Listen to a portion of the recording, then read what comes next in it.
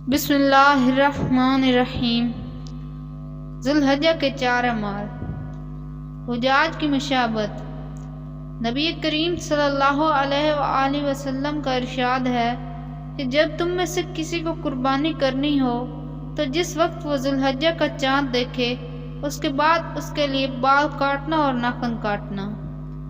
نبی کریم صلی اللہ علیہ وآلہ وسلم سے منقول ہے کہ قربانی کرنے والا آدمی اپنے ناخن اور بال اس وقت تک نہ کاٹے جب تک قربانی نہ کر لے۔ اللہ تعالیٰ کے کرم کو متوجہ فرمانے اور ان کی رحمت کا مورد بنانے کے لیے یہ فرما دیا کہ ان حجاج کرام کے ساتھ تھوڑی سی مشابہت اختیار کر لو۔ 9 ذوالحجہ کا روزہ۔ ماہ ذوالحجہ کے ابتدائی ایام اتنی فضیلت والے ہیں کہ ان ایام میں ایک روزہ ثواب کے اعتبار سے 1 سال کے روزوں کے برابر ہے، اور ایک رات کی عبادت شب قدر کی عبادت کے برابر ہے۔ ایک مسلمان جتنا بھی ان ایام میں نیک اعمال اور عبادات کر سکتا ہے وہ ضرور کرے، اور 9 ذوالحجہ کا دن عرفہ کا دن ہے۔ ہمارے لیے خاص 9ویں تاریخ کو نفلی روزہ مقرر فرمایا، اور اس روزے کے بارے میں حدیث شریف میں ارشاد فرمایا گیا کہ عرفہ کے دن جو روزہ رکھے گا تو مجھے اللہ تبارک و تعالیٰ کی ذات سے یہ امید ہے کہ اس کے 1 سال پہلے اور 1 سال بعد کے صغیرہ گناہوں کا کفارہ ہو جائے گا۔ تکبیر تشریق۔ ان ایام میں تیسرا عمل تکبیر تشریق ہے، جو عرفہ کے دن 9 ذوالحجہ کی نماز فجر سے شروع ہو کر 13 تاریخ کی نماز عصر تک جاری رہتی ہے، اور یہ تکبیر ہر فرض نماز کے بعد 1 مرتبہ پڑھنا واجب قرار دیا گیا ہے، اور وہ تکبیر یہ ہے: اللہ اکبر، اللہ اکبر، لا الہ الا اللہ واللہ اکبر، اللہ اکبر وللہ الحمد۔ مردوں کے لیے اسے متوسط بلند آواز سے پڑھنا واجب ہے، اور آہستہ آواز سے پڑھنا خلاف سنت ہے۔ مفتی اعظم حضرت مولانا مفتی محمد شفیع صاحب رحمۃ اللہ علیہ فرمایا کرتے تھے کہ یہ تکبیر تشریق رکھی اس لیے گئی ہے کہ اس سے شوکت اسلام کا مظاہرہ ہو، اور اس کا تقاضا یہ ہے کہ اسلام پھیرنے کے بعد مسجد اس تکبیر سے گونج اٹھے، لہٰذا اس کو بلند آواز سے کہنا ضروری ہے۔ تکبیر تشریق خواتین پر بھی آہستہ آواز سے پڑھنا واجب ہے۔ قربانی۔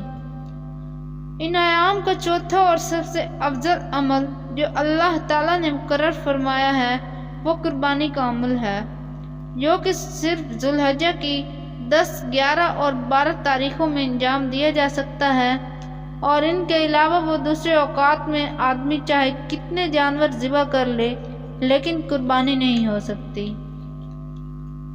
احکام و مسائل۔ قربانی کا جانور انسانی جان کا بدلہ۔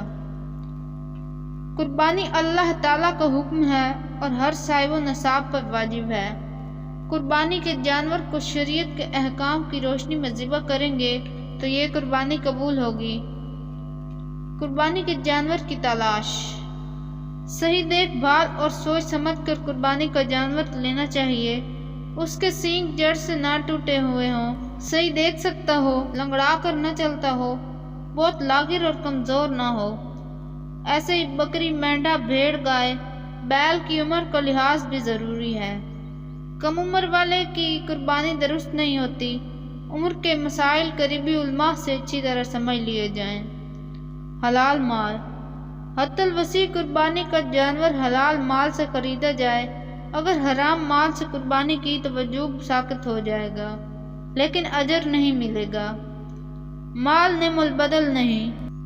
کوئی قربانی کے جانور کی قیمت کسی غریب کو دے دے یا کسی رفاہی ادارے یا فلاحی کاموں میں خرچ کر دے تو ایسا شخص قربانی کے وجود سے دستبردار نہیں ہو سکتا۔ جانور ذبح کرنا ضروری ہے۔ نیت کا تعین۔ قربانی کا جانور لیتے وقت نیت کا تعین کہ یہ قربانی کس کی طرف سے ضروری ہے۔ ایک صاحب سے پوچھا گیا کہ یہ قربانی آپ کی ہے یا آپ کی بیوی کی طرف سے، تو اس کے ذہن میں تعین نہیں تھا۔ کہا بس ہمارے گھر میں قربانی ہو رہی ہے۔ اس طرح بغیر تعین کہ کسی کی طرف سے بھی قربانی نہ ہوگی طے کرنا ضروری ہے۔ कसाब का लिहाज। कुर्बानी हर साहिब नसाब के ज़िम्मा है। 52 तोले चांदी का मालिक साहिब नसाब कहलाता है। आजकल 52 तोले चांदी की कीमत तकरीबन 80,000 रुपये है। अक्सर जगह देखा गया कि वालिद साहिब कुर्बानी कर लेते हैं।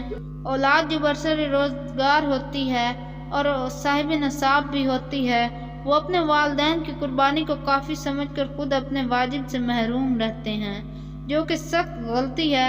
हर साहिब नसाब पर अलहदा वाजिब है। मुश्तरक कुर्बानी में एहतियात। बैल गाय में सब शिरका को समझा दिया जाए कि हम अल्लाह का हुक्म पूरा करने के लिए कुर्बानी कर रहे हैं। गोश्त खाने की नीयत किसी की नहीं होनी चाहिए, वरना किसी की भी कुर्बानी न होगी। गोश्त की तकसीम। मुश्तरक कुर्बानी में गोश्त की तकसीम अंदाज़े से नहीं बल्कि तोल कर करनी चाहिए या अहले इल्म से समझ लेना चाहिए। उजरत का तयन। कुर्बानी के जानवर के ज़िबा की उजरत कसाब से पहले तय कर लेनी चाहिए। उजरत की जगह गोश्त देना नाजायज़ है। खाल का मसरफ। खाल मुस्तनिद दीनी मदारिस को देनी चाहिए या खुद बेचकर उसकी कीमत गुरबा और मुस्तहिकीन को देनी चाहिए। तमाम कुर्बानी करने वालों को कुर्बानी के मज़कूरा अहकाम भी सीखने चाहिए। दूसरों को भी ये मसाइल बता दें ताकि हम सब की कुर्बानी सही हो। मज़ीद ऐसी वीडियोज़ देखने के लिए हमारे चैनल को सब्सक्राइब करें। शुक्रिया।